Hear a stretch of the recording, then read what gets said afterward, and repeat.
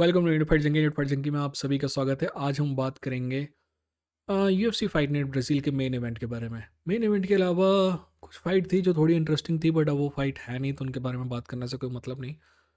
और एक दो फाइट और हैं जो थोड़ी बहुत इंटरेस्टिंग है, बट मैंने तैयारी सिर्फ मेन इवेंट की है, Jailton Almeida versus Derrick Lewis की। तो उस बारे में बात करेंगे और शुरुआत करेंगे थोड़ा सा डायरेक्ट लुइस की गिरफ्तारी के साथ, है ना। तो आगे बढ़ने से पहले सब्सक्राइब करिए, सब्सक्राइब करके बेल आइकॉन पर क्लिक करिए, क्योंकि ये कॉमेडी स्पोर्ट का सबसे बेहतरीन चैनल है। अब जैसे कि मैंने कहा कि सबसे पहले हम थोड़ा बहुत बात कर लेते हैं जो डायरेक्ट लुइस की गिरफ्तारी के। कई लोगों का कहना है कि ठीक है, क्या डायरेक्ट लुइस की गिरफ्तारी हुई, उसकी जमानत भी हो गई और अब वो बाकायदा ब्राज़ील में है, तो कोई दिक्कत नहीं है।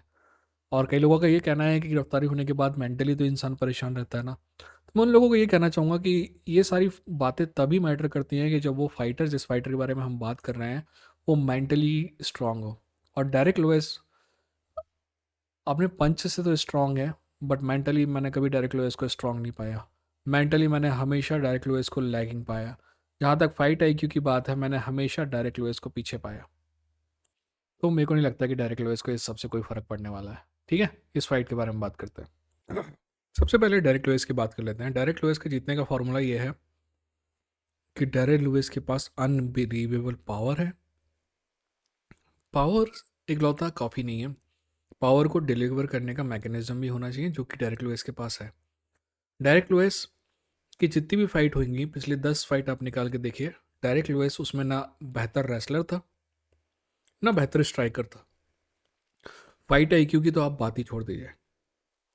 डायरेक्ट लुइस के पास डिसेंट टेक डाउन डिफेंस है और अनबिलीवेबल पावर है। डायरेक्ट लुइस का स्टैंड अप भी उतना अच्छा नहीं है, पर डायरेक्ट लुइस की एक आदत है कि वो प्ले पॉसम करता है, यानी कि कभी कभी आपको लगता है कि आप डायरेक्ट लुइस पे हावी हो रहे हो, और आप क्या करता है, अपना गार्ड डाउन करके डायरेक्ट लुइस की तरफ आने की कोशिश करते हो, और उसी समय डायरेक्ट लुइस आपको निपटाता है।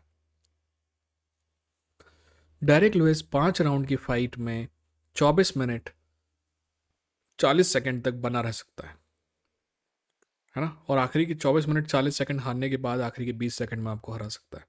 इसीलिए कोई भी फाइटर अगर ये सोच रहा है कि 5 राउंड की फाइट करेगा और डायरेक्ट लुइस से जीतेगा, तो वो गलतफहमी में है, क्योंकि डायरेक्ट लुइस को 10 सेकंड ही चाहिए है पूरे 25 मिनट में। तो जेल्टन अल्मेडा को कुछ ऐसा करना होगा कि वो फाइट 2 या 3 राउंड से आगे ना जाए।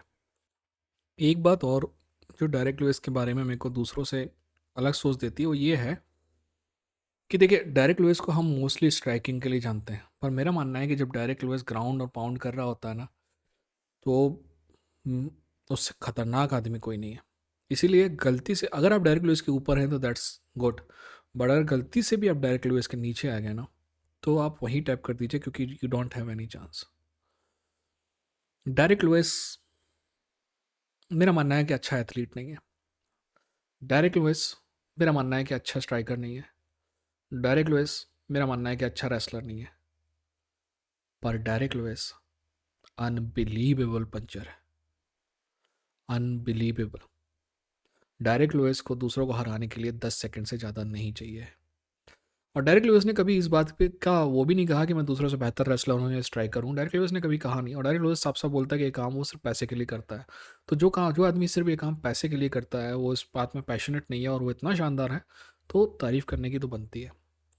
अब डायरेक्ट लुइस को जो चीज़ें कमज़ोर बनाती हैं, पहला बात तो फाइट आईक्यू है। दूसरा, अगर डायरेक्ट लुइस को प्रेशर में डाला जाए तो ही give up very soon. Direct Luis will give up very soon. तो जेल्टन अल्मेडा को अगर ये फाइट जीतनी है, जेल्टन अल्मेडा की दो बातें बहुत अच्छी हैं। पहली बात तो उसके पास डिसेंट स्ट्राइकिंग है, और दूसरी बात उसके पास बहुत शानदार ग्राउंड गेम है। पर क्या डायरेक्ट लुइस को सीधे आगे जाके टेक डाउन किया जा सकता है? प्रॉब्लम यह है कि अगर वैसा करते हैं आप, तो अपना गार्ड डाउन आपको करना पड़ता है, और आप जब गार्ड डाउन करके डायरेक्ट लुइस के रेंज में जाते हैं, तो that's a little bit difficult thing.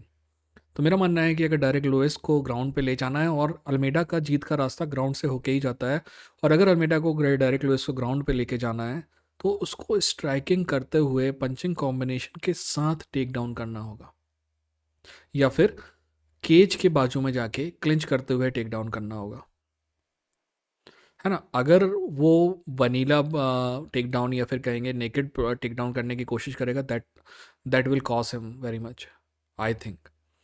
तो यही है कि ये फाइट एक्चुअली जिल्टन अल्मेडा को आसानी से जीतनी चाहिए, क्योंकि जिल्टन अल्मेडा एक्चुअली डेरेक लुइस से हर मामले में अच्छा है, पावर को छोड़ के।